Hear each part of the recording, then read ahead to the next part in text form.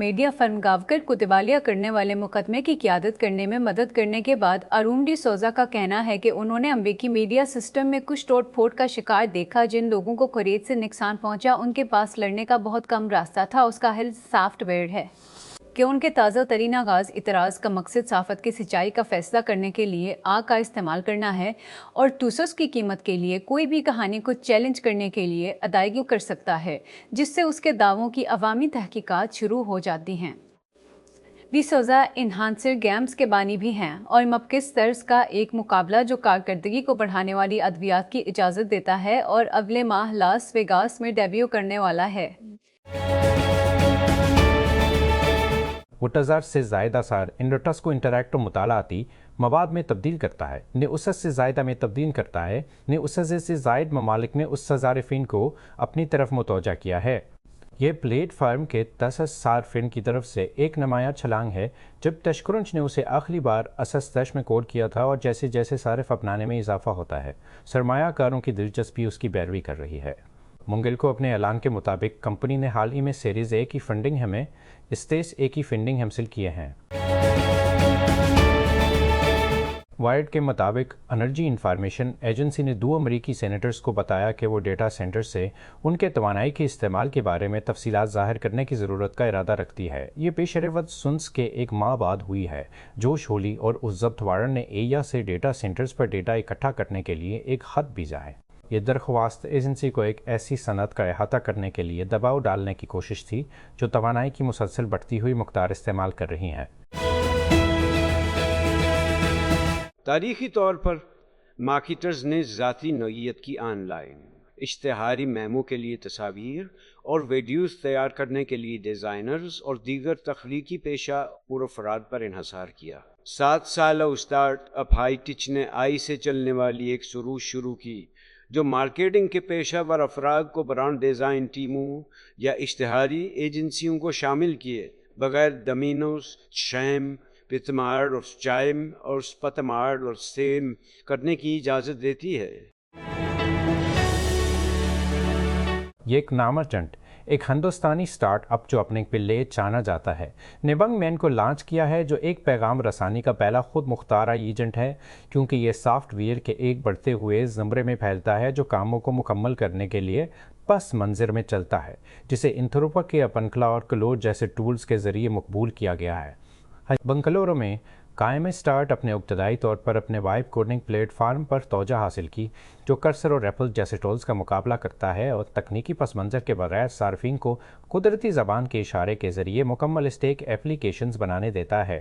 وانگ مین کے ساتھ ایمرجنٹ اب تخلیق سے آگے عمل درآمد کی طرف دھکیل رہا ہے، جس کا مقصد آئی ایجنٹوں کو ٹولز اور ورک فلو میں معمول کے کاموں کو سنبھالنے دینا ہے۔ سیس نے منگل کو اعلان کیا کہ شش کمپنیوں کی پشت پناہی کے لیے اساس بلین کا تازہ سرمایہ اپڑا کیا۔ وینچر فرم نے بلمبرگ کو بتایا کہ $6 بلین اس کے لیٹو اسٹیج لیڈرز فنڈ میں جائیں گے، جس کے لیے وہ کم از کم اس چیکو میں کٹوتی کی امید کر رہی ہے جس کی اوسطاً ہر ایک $6 بلین ہے۔ ایسے software, hardware, robotics, ڈیفنگ اسٹیک اور ڈیٹا سینٹر کے بنیادی ڈھانچے پر توجہ کے ساتھ ایسے چلنے والی ٹیکنالوجی بنانے والی کمپنیوں میں سرمایہ کاری کرنا چاہتا ہے۔ کلٹ بیس سان فرانس اپس ذاتی خود مختار فوڈ تیار کر رہا ہے جو شہروں میں زا میٹر چوڑی لین پر کام کرنے کے لیے ڈیزائن کیا گیا ہے۔ نے سیریز کے فنڈنگ راؤنڈ میں 10 ملین اکٹھے کیے ہیں۔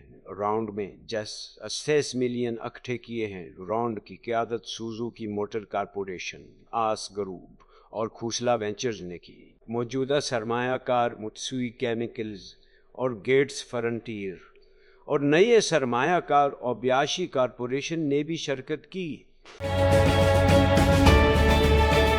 سویڈن نے کہا کہ روسی حکومت سے منسلک ہیکرز نے گزشتہ سال ملک پاور پلانٹس میں سے ایک کے آپریشن میں خلل ڈالنے کی کوشش کی۔ سویڈن نے کہا کہ جبکہ ہیکرز ناکام رہے، ہائبرڈ حملے جو سائبر اسپیس سے آگے بڑھتے ہیں زیادہ خطرناک ہوتے جا رہے ہیں۔ ہائبرڈ حملے جو سائبر اسپیس سے آگے بڑھتے ہیں۔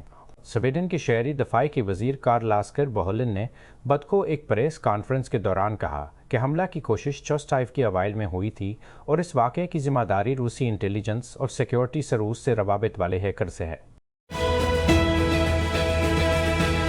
پچھلے مہین اپنے جوتے کا برانڈ اور اس ساسوں کو ہم نائل میں فروخت کرنے کے بعد آلبرٹ زئی کی طرف بڑھ رہا ہے۔ یقیناً کمپنی اپنا نام بھی بدل رہی ہے کیونکہ جوتے کا برانڈ آلبرٹ فروخت کا حصہ تھا، متعارف کرایا جا رہا ہے۔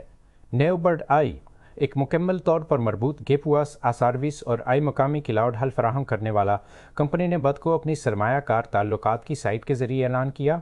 ری برانڈ آئی کمپنی نے ایک غیر ظاہر شدہ ادارہ جاتی سرمایہ کار سے $80 ملین کی سرمایہ کاری کا بھی اعلان کیا، جس میں کنورٹیبل فنانسنگ سہولت کی صورت میں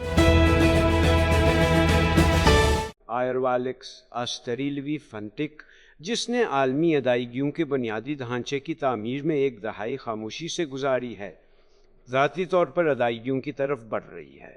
اسے ادائیگیوں کے اسٹیک میں اس ٹرائب کے ساتھ اس کی دشمنی مزید گہرا ہو جاتی ہے اور سٹارٹ اپ کو مالیاتی ٹیکنالوجی کے آخری بڑے میدان جنگ میں سے پر براہ راست اسکوائر اور ایجنٹ کو نشانہ بنانے کے قابل بناتا ہے۔